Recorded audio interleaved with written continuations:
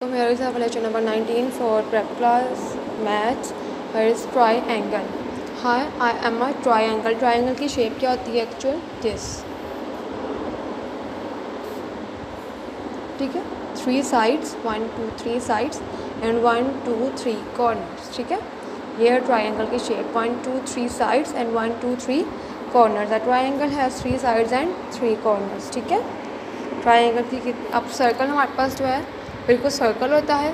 ठीक है, no sides no corner. Square की हमारे पास 1 साइड और 1 कॉर्नर, 4 साइड्स और 4 कॉर्नर होते हैं. इसी तरह ट्राइंगल की हमारे पास 3 साइड्स और 3 कॉर्नर. अब है जी हमारे पास काउंटिंग बाय टेंस. अब काउंटिंग बाय टेंस क्या होना है, हमने 10 है तो 10 को हमने 10 तक 10 मज़ीद काउंट करनी है. ठीक है, 10 11 12 13 14 15 16 17 18 19 एंड 20 आया. अगर आपको फिंगर्स पे काउंट करना मुश्किल लग रहा है तो आप ऐसे करें, यहाँ पर 10 लाइंस लगा लें. 1 2 3 4 5 6 7 8 9 10. ठीक है, अब 30 है, 30 के अगर 10 काउंट करें 31 32 33 34 35 36 37 38 39 एंड 40. ठीक है, 40 के अगर 50 है, 50 के अगर 10 काउंट करें 51 52 53 54 55 56 57 58 59 एंड 60.